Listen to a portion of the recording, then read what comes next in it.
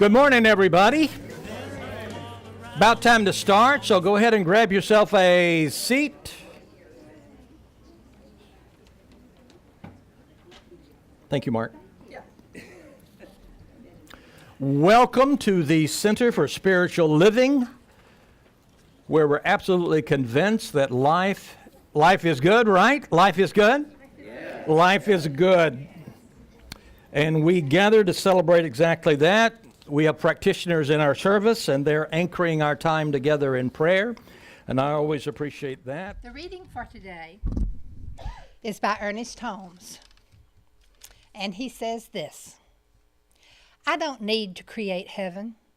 Mine is to open my awareness to perceive and receive the natural state of order as it actually is in the all good. Heaven is a state of happiness. It is complete freedom from all discord of every nature. It is a state of being. Heaven is a good place in which to live. Ernest Holmes said, what did he say? He said, heaven is a good place to be. Heaven is a good place to live. Mark, you remember we were in church one time years ago in this church, and the minister was up talking, and he said something about, who wants to go to heaven? Who wants to go to heaven? And remember, everybody raised their hand, and I was shouting, and you didn't raise your hand. And the minister said, and we were young, so little Mark, don't you, what's happening? And you said, well, I thought you were getting a bus to go right now, and I just, remember. It wasn't ready. So, if you look in even if you are studying in the New Testament, in the Bible, a lot of things that people would think would be talking about heaven, if you really look at it, a lot of people now would say it's not really what it's talking about. Heaven's not so much a place you're going to go or a land beyond the sky. But heaven, and we've talked about this a lot, heaven more than anything else is a state of being. And so it's a state of bliss. And when Jesus talked about heaven, you may remember he said things like the kingdom of heaven is now. When he talked about eternal life, even if you look up the word eternal in the original language, it speaks not so much of being forever, but it speaks of a high quality existence. It speaks of having the very life of spirit. And so it's becoming more and more aware of those blessings we have. And so the title is Awakening to Heaven. That's a pretty good title. I don't know who came up with that title, but that is a fine, fine title. Dusty, don't you agree? Absolutely. Yes. And so the aim of all of our teaching, the aim of probably everything that we do, is to awaken. It is to awaken to that high state of bliss. It is to awaken to heaven. It is to awaken from that dream state that we often live in where we feel separate from God. And so it's to wake up in exactly that way. Sometimes life, and I don't know if this is true for you, but sometimes life knocks us around a bit. Sometimes life can hit you so hard it can even make a hole in you, it feels like. And so we walk around and we're holy, but not in the right way. We have holes, and if you have a hole inside of you, the thing you want to do more than anything else is what? You want to fill it up so you feel hungry and you feel thirsty, and you may try to find almost anything to fill that hole up, hoping that it's going to help and hoping that it's going to work. But often what we try to fill the holes up with, they don't work all that well. I think the real key is to remember who we actually are. Because if we feel we have a hole, if we feel we've been disappointed with life, if we feel we've been knocked around in some way, it's easy to concentrate on that hole. And then you'll begin to reproduce that experience in your life in almost everything you do. And so what we want to do, instead of concentrating on things like that, we want to concentrate on our essence. Because the essence of you, my friend, is beautiful. The essence is divine. The essence is high. The essence is powerful. The essence is eternal in that high quality kind of way. And so if you've been down this week, you've been feeling bad, it's obviously because you've been thinking about the donut and thinking about that hole, instead of really thinking about what and who you actually are.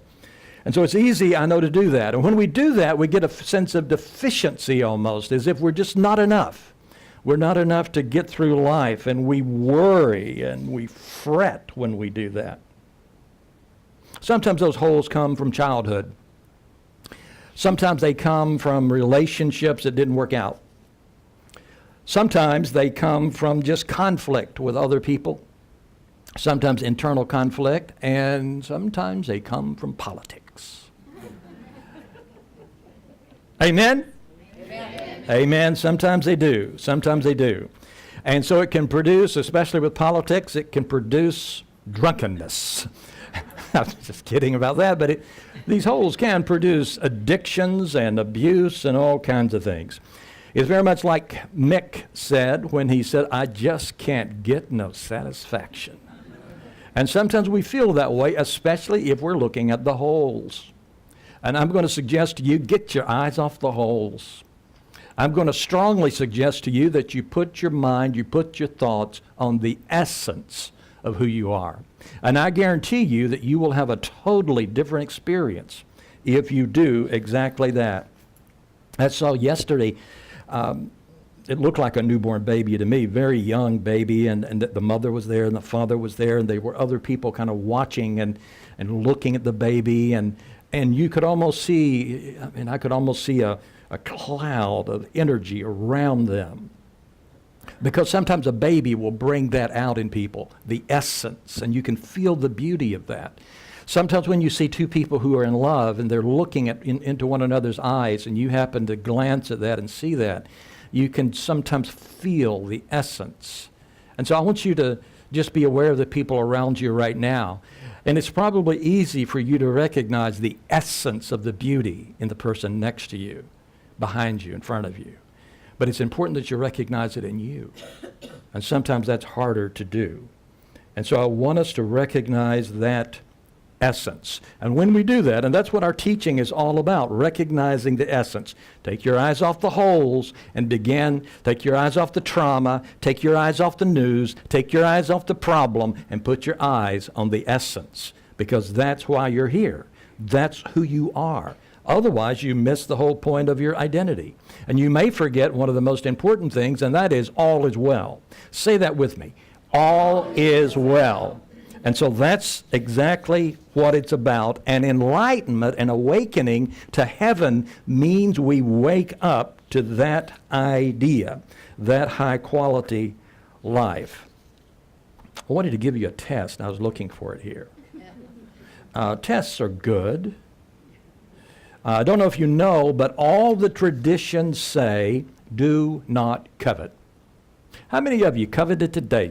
I'm just kidding. You don't have to raise your hand. But, when we think about the essence, sometimes we look at the physical. Sometimes if we're not looking at the holes, we're looking at the physical world. That's when we turn into the news, and we check all the news out, we read the newspaper, and instead of viewing it as a prayer list, we begin to view it as a worry list. And so we look into the physical. And when I thought about that, I thought about coveting. Coveting. And there was an old minister, 75, 76 probably, like 9 years older than me. So, but he was giving a test, and you know how these old, and I don't mean old in age, I mean, he's an old-fashioned kind of minister. And you remember that, Mark? You and I were sitting there. I remember when you raised your hand. I couldn't believe it. All the traditions say, do not covet. And so he was talking about that, and he gave a test. And so here's the test. Don't answer out loud, but I'll ask you the questions. If you could have, and you've seen some TV programs, if you could have anyone's home, so think about it. What is it called? HGITE? Yeah, I don't watch it. If you could have anyone's home, the home of anyone in the world, where would you live? Let me give you a moment to think about it. Question 2. I love this one. If you could have any one spouse or partner, who would you be with? Mark, you remember that's when you read.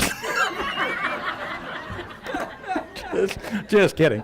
See, it's dangerous. Anybody in this seat? It's trouble. Trouble. Question 3. You got the spouse down, partner? If you, or somebody say, yep, got it. If you, number 3, if you could have anyone's stuff, anything at all, technology, clothes, car, what stuff would you take? Got it? Final one. If you could have the abilities of someone, the talent of someone, maybe singing, maybe financial, ability or talent of anyone in the world, whose would you choose? And so that was the test that he gave Jake the minister. And then he said this, brothers and sisters, if you answered those questions, any of them, guess what? You're a coveter. See, that's how they do it. I mean, they just back you into the corner. And then he said, and, of course, if you did not answer any of those questions, you are a liar. Now, I'm not going to use that material to try to make you feel bad or make you feel guilty. As I was reading the list, my coveting was intensifying, just reading the list. That's how commandments are. If I said, I command you, don't think of a pink elephant, boom. I mean, that's what happens. So commandments tend to sometimes make us want to do exactly what it says don't do. At least, that's what I understand from other people.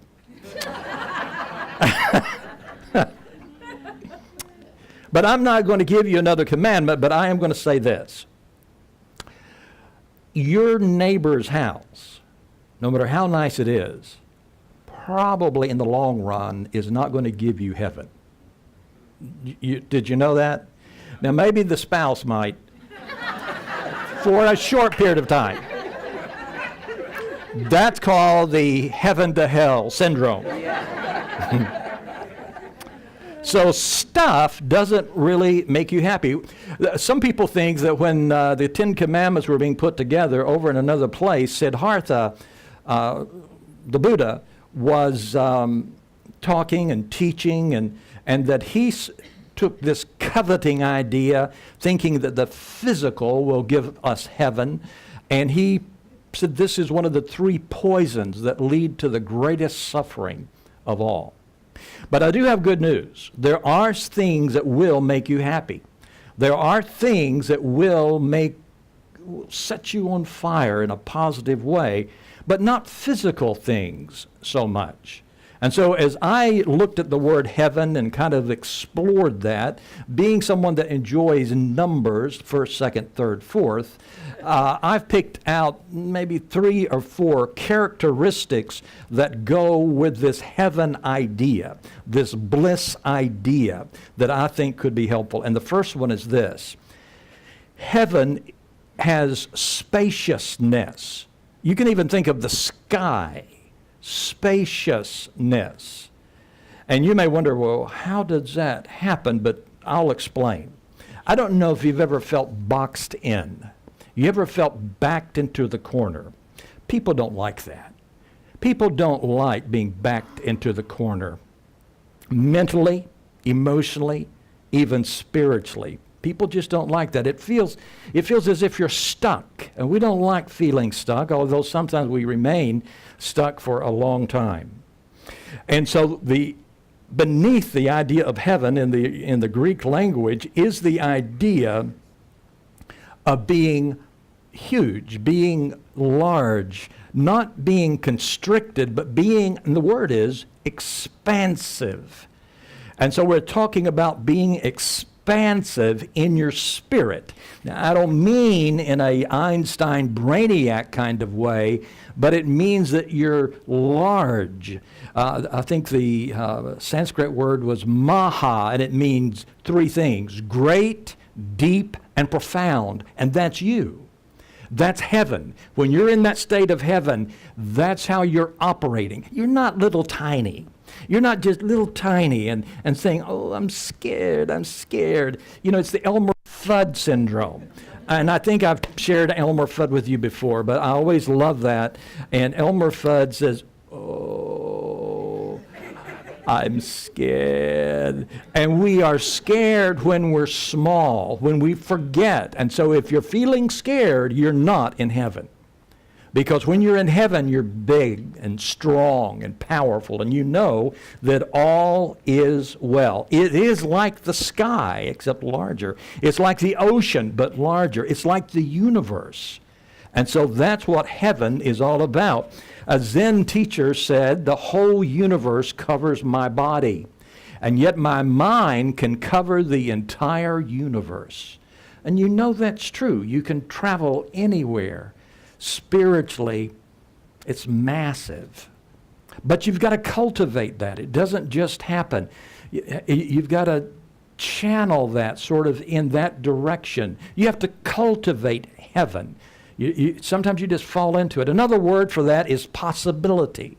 It means possibilities are endless. There's no end to it.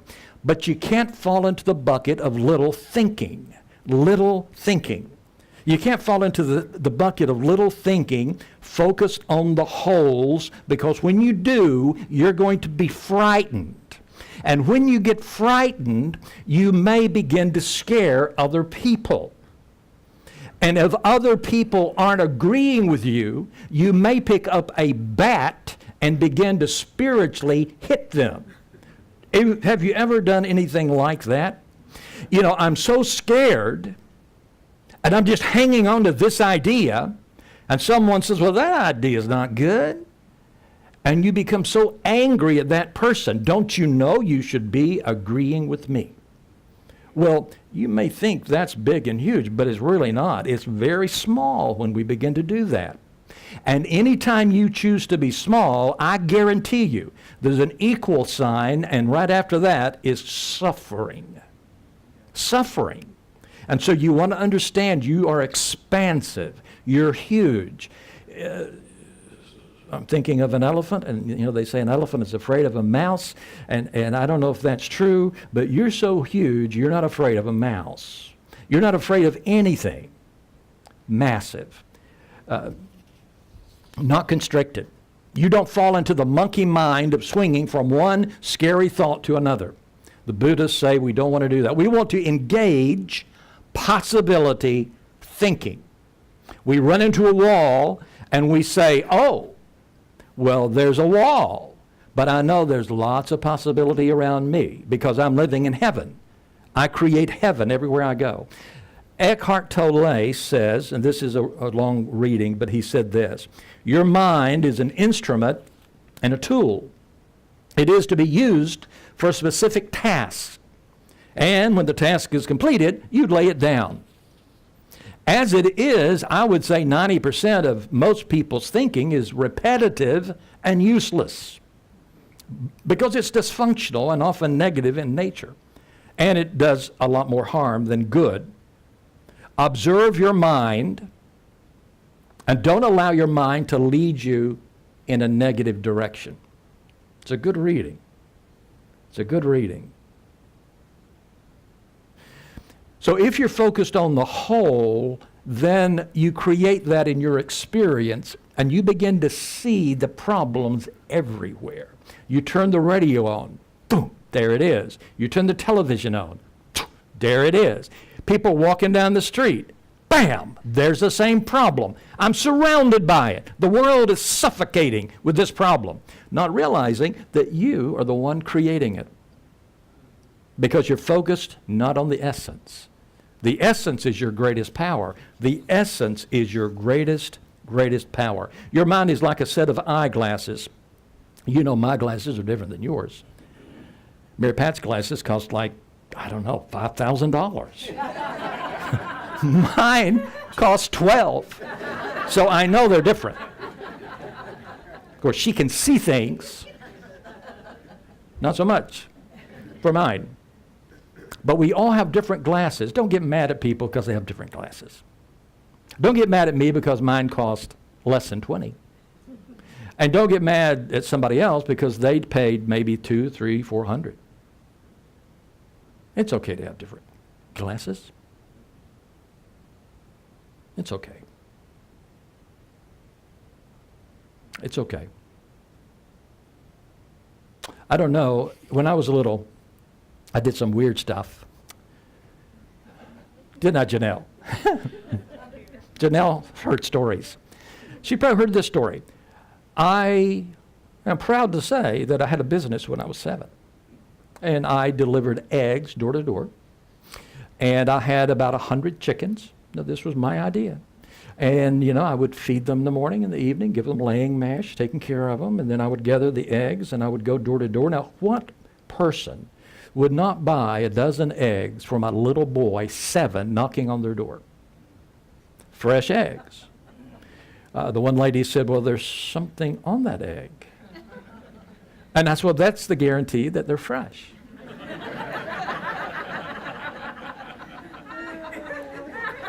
You know what I'm talking about. Yes. Yes. Now, why am I talking about that? Oh, because when I was 7 or so, I picked up this hen. She hadn't been laying the eggs, and I was having a conversation. And I'm holding her like this. Do you know what she did? She pecked my eye. She pecked it, didn't get inside the eye, but got on the bottom eyelid, grabbed hold of it, and pulled it out a little ways. And if you get really close, you can see I have something there. It's not a sty, but you might think it would be. But suppose you have a sty. A little sty is like a little bump. So suppose I have a little sty on one eye, and everywhere I look, I see a bump. I look at you, and I see a bump. Everywhere I look, I see a bump.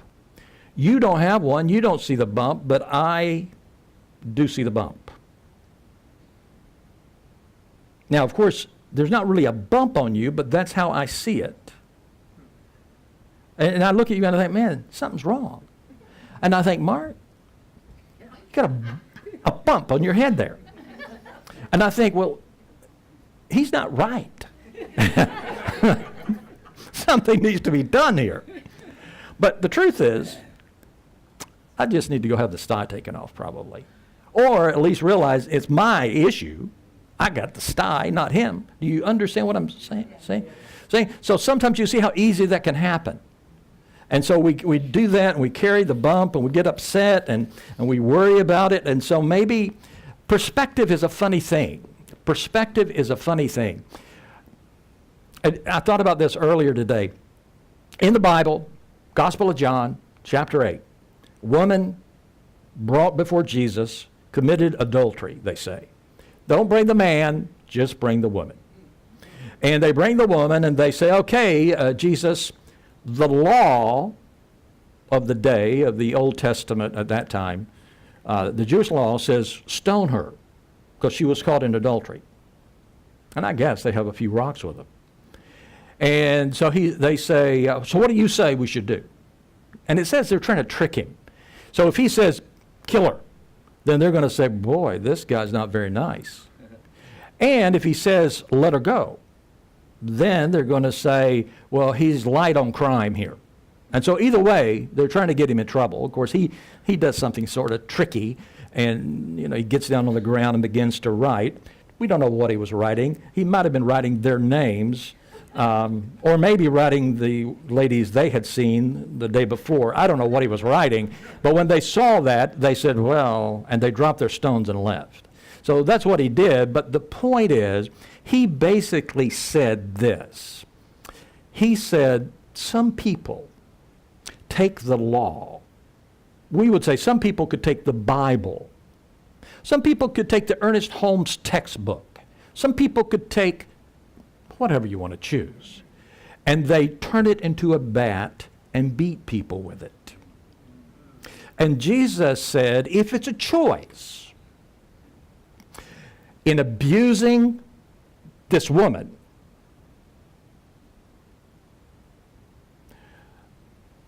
or going light with the book. He said, you better go light with the book. Because he said, there's nothing on the planet worth more than this woman.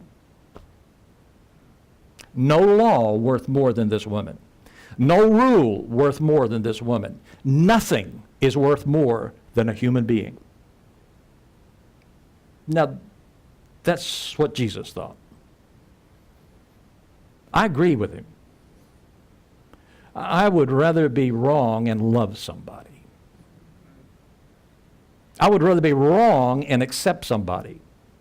I would rather keep my mouth shut, maybe about what I'm thinking, about my sty, and love somebody. Love is really powerful. Love is beautiful. Love is heaven. That's when we're in heaven. See, when we think that way, we're living in heaven, coasting along, feeling pretty good. So that applies to all kinds of things. But we don't want to use holy things to hurt people. That's profound.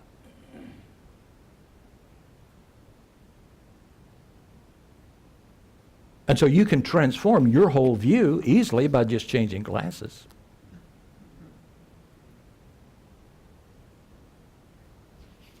Possibility thinking, big thinking, wide thinking, high thinking, all of those things. And so if you think I have a cracked lens, the thing to do is not grab a stick and hit me or anything, but the thing to do is say, I love you.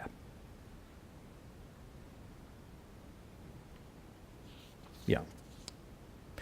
Patanjali, yoga guy, said this: holy words, may your mind transcend limitations.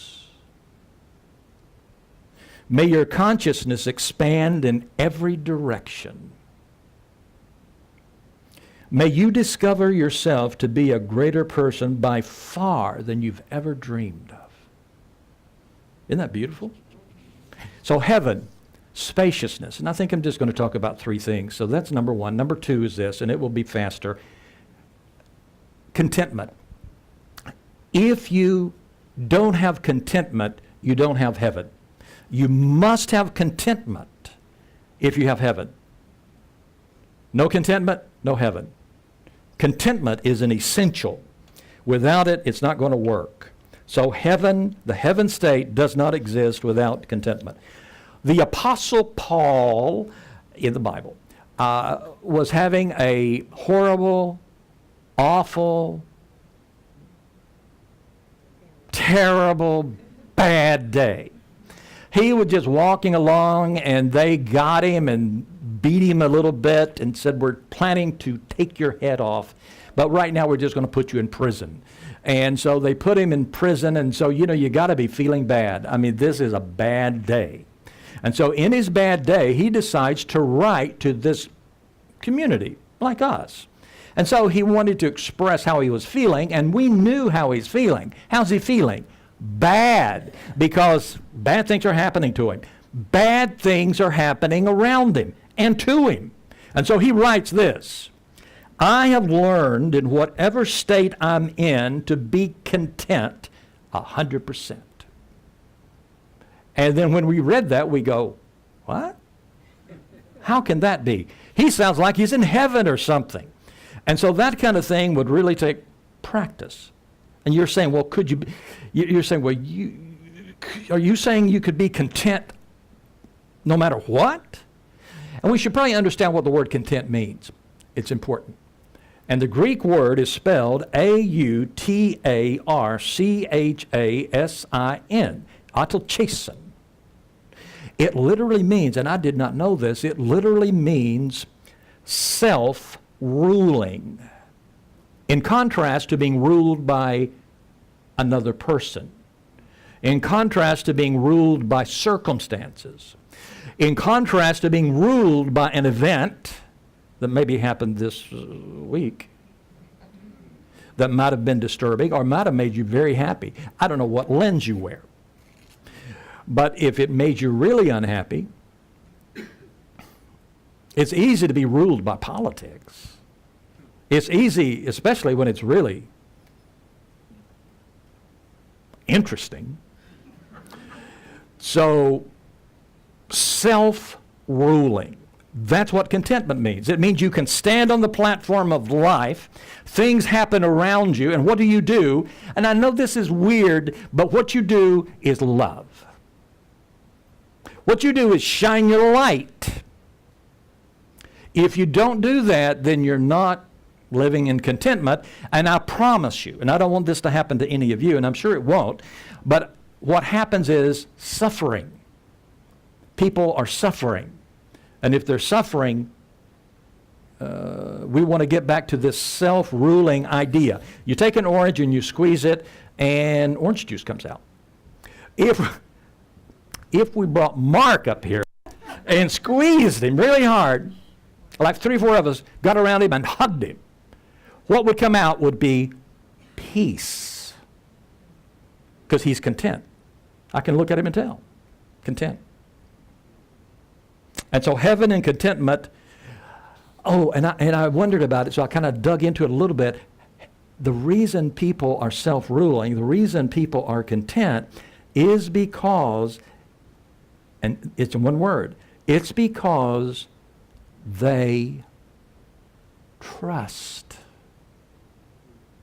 Now, they're not trusting the donut hole. They're not trusting the event. They're not trusting the politician. They're not trusting the king or the queen. They're trusting spirit. They're trusting the universe. However you want to say it, they're trusting source. And because of that, they can move through the world in a very different kind of way. It's very cool. He says, I have learned the secret. I have learned the secret. And it's interesting to me because those 5 words come from one Greek word. And the one Greek word was a spooky word back then. It was like an initiation. It was like, okay, we're going to have the initiation now. And you go back into a dark room somewhere and you do all this crazy, it's like a secret kind of thing. And he's saying, I've learned the secret. And then when he walked out, they asked him, what's the secret for this contentment? And he said, it's no news to you because I've already told you and you already knew anyway. He said, you just got to trust. You got to trust. And that's good. Self-sufficiency. That's good. Okay. A third thing I could talk about, but I'm not going to, is gratitude. Heaven always has gratitude. And so if I ask you, like you wake up in the morning and you say, well, what is there to worry about today? And then you'll answer it. Your brain will give you a list. You could wake up and say, what's gone wrong today? Your brain will give you a list. Who am I mad at today? Your brain will give you a list. I'm suggesting you wake up and say, what am I thankful for today? What am I grateful for? Who do I love today? How can I shine my light today? Because it makes all the difference in the world. So that's gratitude. Gratitude just means you're asking beautiful, beautiful questions. And when you do that, you begin to really be in the flow of everything. Everything begins to flow in that direction. And then the final thing, and so this is number 4, I think. Number 4, and that's always connected, is happiness. Now, the way happiness is mentioned there is more joy. Because happiness is sort of based on what happens. Joy is deeper. But I'll use the word happiness. When the founders of our nation gathered in Philadelphia in 1776 to draft the original official statement of our republic, they talked about, believe it or not, oddly enough, they talked about happiness. From the very beginning of our country, we have passionately been dedicated to individual happiness. And that's important, I think. From childhood, we've thought about it. Most of us, every week, spend time and spend energy devoting our time to happiness. And so in God's name, what is happiness? What does that mean? And you can look it up in a dictionary and read about it and all such thing, but when you really come down to it, I think probably, I don't need a definition. I know when I'm happy, and you know when you're happy. I know when I have joy, and you know when you have joy.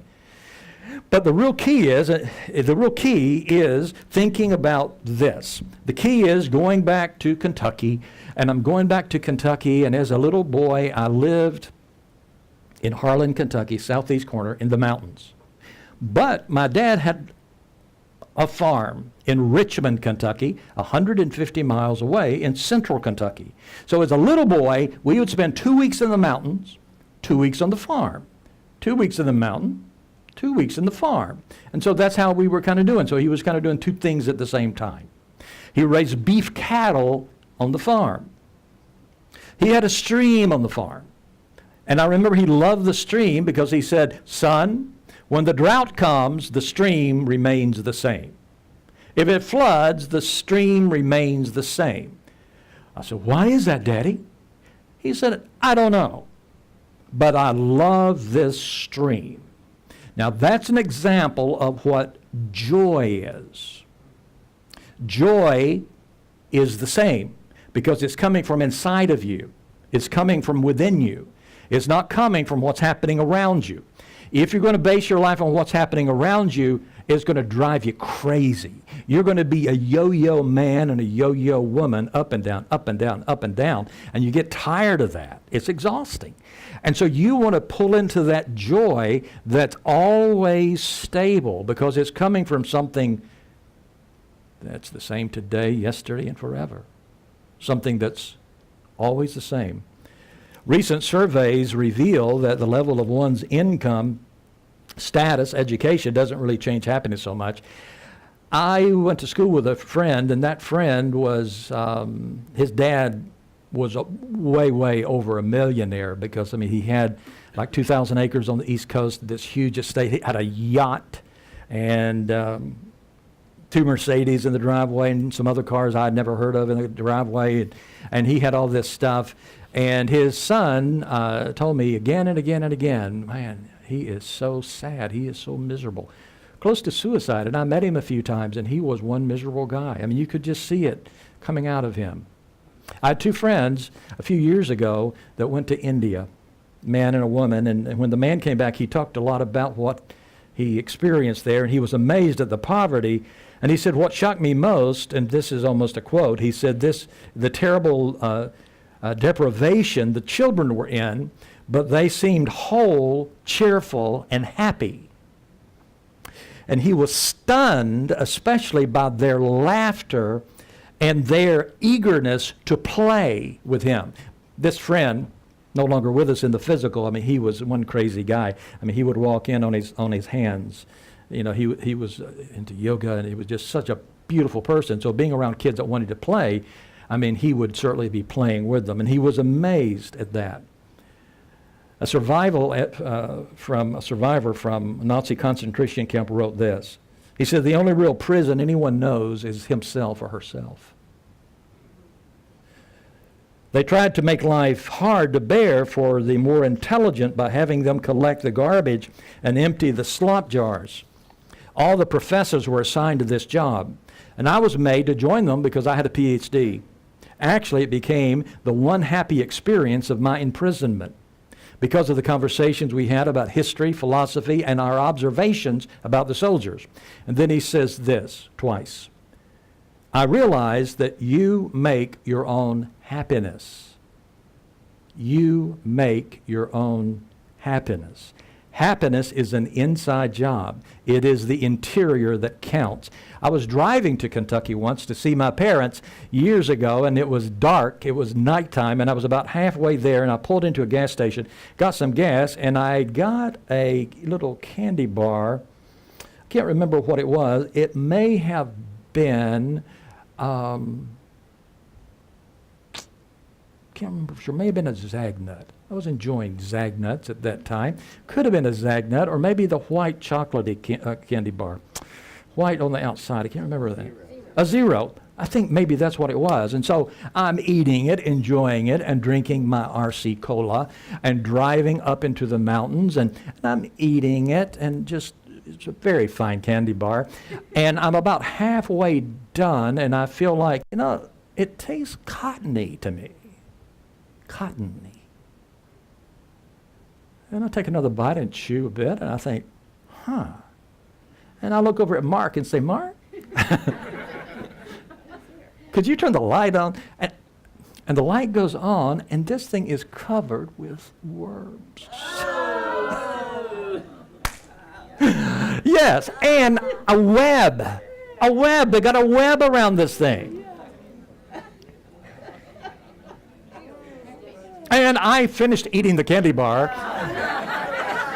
And then I said to myself, someday in a talk, I'm going to tell that story.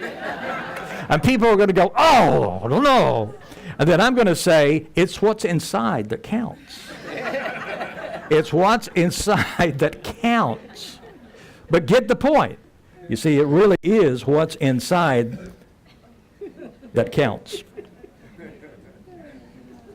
I know when it comes to happiness, I'm happiest when I'm not trying to be happy. And I've lived 64 years. Reverend Betty was shocked. She thought it was 84, but 64. And I am not naive. I know that you're not going to be super happy every single day. And I realize sometimes things happen that hurt. And there is such a thing as pain. And I know there's fear and disappointment. But I also know, without any doubt at all, that there's tremendous power in shifting inward. That's your power. That's your power. Don't be blaming other people for things. Shift inward. Shift inward. That's where the power is. Lincoln said most people are about as happy as they make up their minds to be. My mother said, Billy, you always have a choice. I have a book in my office called Happiness is a Choice. And so what's the core of this talk? The core of this talk is you have tremendous power. Don't let any event knock you around. Don't let anything out in the world knock you around and make holes in you. You're too good for that. You're too big for that. You're too powerful for that. You wake up one day and you think, well, I don't like the way things are looking. Well, then you get up and you shine your light. You shine your love. You do good. It doesn't mean, and I don't remember if I've already said this, but it doesn't mean that if you're laying out in the snow and you're freezing and there's a coat inside, you're just going to lay there. You know, you get up and you do what you need to do, but you do it with love, not judgment. You do it with love. I mean, that's how it is. And so deep happiness comes, but it means we get out of our own skin and we engage life. We engage people. We accept people. We love people. And if someone has a cracked glass, we love them. And if you see me and you think, God, that guy's got a sty on his eye, what's up with that? That you just give me a hug and love me anyway. And so that would be my prayer. Luke said 2,000 years ago,